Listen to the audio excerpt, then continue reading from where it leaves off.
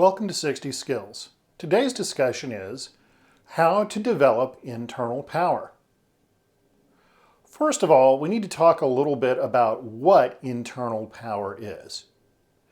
You need to keep in mind that there are the 5 fundamental elemental energies: fire, air, water, earth, and if you wish, akasha.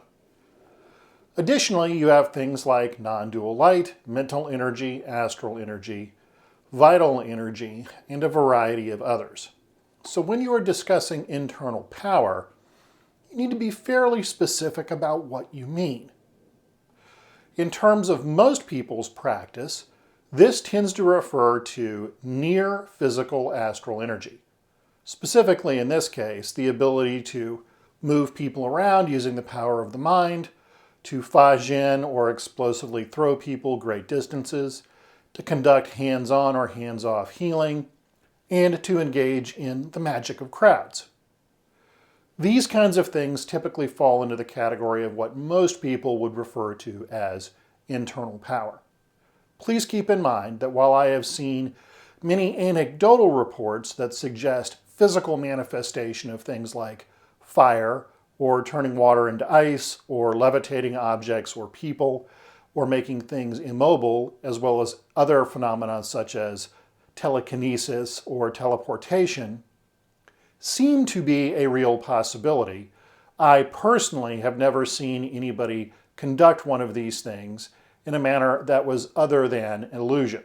So keep in mind, while I am open to the possibility of these higher level psychic powers existing, I personally have never seen one of them in effect that was anything other than a con. Near physical astral power, though, does appear to be real and does appear to be something that some people have. So, what is the most efficient way to develop this kind of power? Surprisingly, the throwing exercises from Tai Chi happen to be one of the most, if not the most, efficient way to develop internal power. And all of my teachers who had this near physical astral energy spent a lot of time doing these. Mark Rasmus has done all of us a great favor and created a comprehensive program for teaching this material. I have a short course on this involving fa-jin, in which the basic 3 techniques and their manner of employment is shown. To give you an idea of just how important this is, I have had one student who took off to Africa for several months, hired several Maasai warriors just to train this for several hours a day. Within 90 days, his internal power was completely transformed. Most people, when they want to train internal power, however, are doing it in a solo manner. While this does work, it is in fact far less efficient than the throwing exercises that I mentioned earlier. Examples of things that can generate this include pranayama, the chi circulation form, as typified by what Gary Kleiman teaches, although keep in mind, his is a Tai Chi-based system and he spends a lot of time engaging in the throwing exercises himself. Additionally, things like going through the Kundalini using the orbits, the cave meditations that I learned from a very specific sect of Taoism, and the various condensing exercises for condensing energy into the bones also seem to aid this process. And all of these are well and good, and all of these, again, tend to generate a lot of astral type energy, which, to be honest with you, is what most people are looking for. That said, there is an important exception to all of this that needs to be discussed. Ultimately, the strongest practitioners use things like the throwing exercises to train their near physical power and specifically their ability to issue that power. However, they also have one other thing in common. They all have access to large amounts of non-dual light and large amounts of akasha. The reason for this is very simple. While the throwing exercises make you very strong at an astral level and increase your throughput, the raw material you need in order to have that work has to come from somewhere else. The akasha is the best way to do this. And if you're going to go through the trouble of developing your own akasha, For your own sake over the long term, you need to develop your own non-dual light as well. As again, this is the light of enlightenment, quite literally. So, okay, what are some different ways in which you can develop akasha and non-dual light? Well, in the practice of hermetics, we have a genius practice known as equilibrium, and this is established by placing the elements into 4 parts of the body: fire in the head, air in the chest, water in the abdomen, earth in the legs. If done over and over again, a practitioner will begin to generate their own akasha. At this point, it is relatively easy to engage non-dual light. This is, by the way, one of the safest methods I've found, and the method that I employ with all of my own students.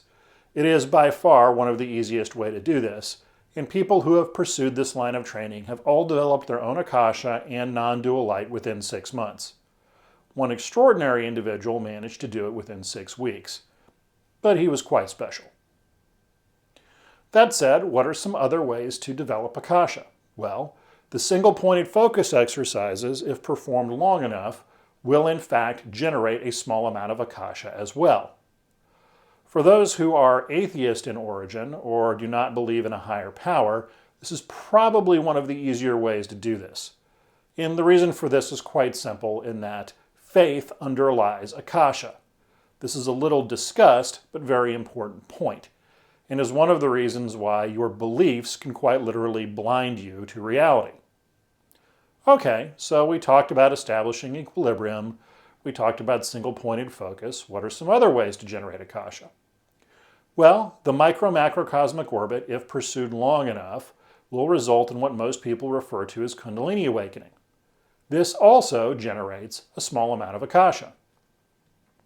Additionally, as I have mentioned in other parts of this coursework, I learned a series of cave meditations that were quite explosive and that also generated akasha very efficiently. So these are the main ways you're going to find people developing akasha on their own. Simply put, if you can generate enough vital force and enough astral energy, in most cases it will auto-convert up into akasha at some point. This can be explosive or dangerous to the individual, or rather uncomfortable, just depending upon how they choose to do it. If utilizing this methodology, running the orbits is probably one of the better ways to do this. So again, different ways to generate your own akasha and non-dual light so you can draw enough energy to engage in true internal power practice involve establishment of equilibrium, the Samahati techniques, generating Kundalini, preferably through a method like the micro or macrocosmic orbits, and the cave meditations.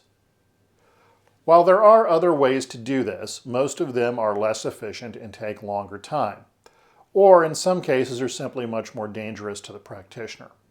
So keep in mind that if you want to generate internal power, you have to have a way of getting a hold of large amounts of subtle energy, the easiest being generating your own akasha and non-dual light, and then having a vigorous physical technique to ground that energy into the physical. Again, the throwing exercises as demonstrated in my Fa Jin course and as comprehensively explained by Mark Rasmus in his various coursework are quite frankly the best way I've found to do this. So, have a great day, and I hope to see you soon.